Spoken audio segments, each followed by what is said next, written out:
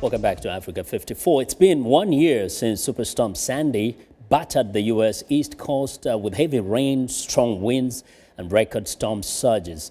The New York City area was particularly hard hit, and reconstruction is still ongoing. However, for many, life remains fragile. VOA's Bernard Shusman reports from Staten Island, New York. PATRICIA DRESCH is a woman of faith.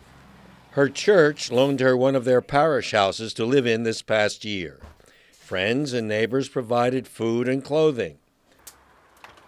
DRESCH barely survived Hurricane Sandy by hanging on to telephone wires.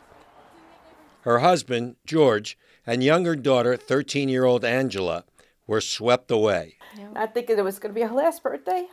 All three had been trapped in an upstairs bathroom, with DRESCH trying to hold on to Angela as the waves ripped her home apart. And then all of a sudden, the wall gave out, and we got pushed out into the yard, and the water was up to my chin when we got thrown out.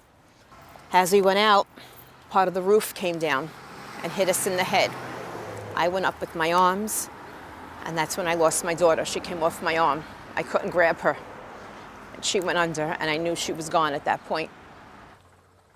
DRESCH's other daughter, Joanne Moyer, came to Staten Island to be with her mother during this Sandy anniversary. And then the kitchen was back here, and we had the 2 decks. Joanne lives in Nashville, Tennessee, but has very fond recollections of her former home. I wish they could turn this into a memorial. I hope no one ever lives on this piece of land. To me, it's holy ground. It's sacred. I loved it down here. You just have the windows open and hear the waves crash. And it was very calm and peaceful. The city of New York, with its new buyback program, paid PATRICIA the full price for her destroyed home, and she's ready to move into a new one.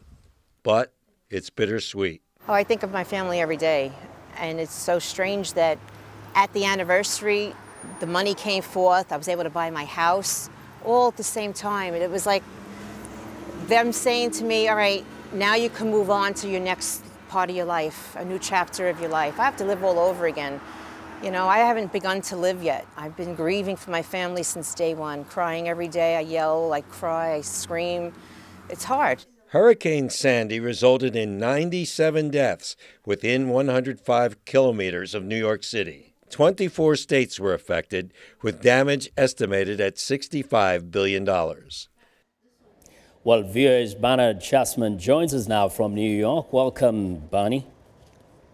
Thank you. Glad to be here. Thank you. A year later, still raw memories, a lot of pain. Now, the lady you featured, Miss DRESCH, says she just received money for the house. How have the other affected people been doing for the last 1 year? Well, this program that the city of New York started called the Build It Back program. She was the first to receive funds, and these funds came from the United States federal government. There were some 25,000 people in the city of New York who signed up, and she was the first to get money. Now, the average, they say, the average price that the city is going to pay seems to be somewhere around $400,000 for each home. Yeah. And now in the entire region, we know that a wide area was affected. How has the recovery been in terms of businesses, in terms of just life going back to normal for most of the people?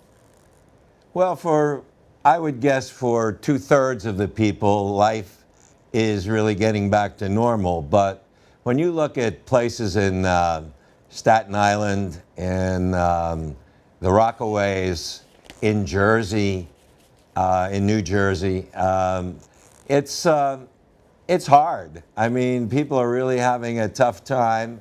They don't have their means. Some of them have gone out of business. You know, so it's a difficult task. They're waiting on loans. You know, it's tough to get loans in these days from banks. Yes. Now, it's been some time. There's a moment for hindsight. What lessons do officials and residents say they've learned from that horrific event of 1 year ago?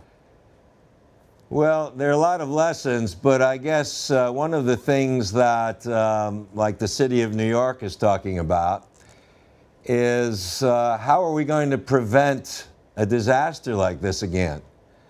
We have to build up. We have to put in skyscraper buildings. The first few floors have to be a garage and not a living space or working space. You have to perhaps put some type of restraint for the ocean, build out some kind of effect like they have in Holland.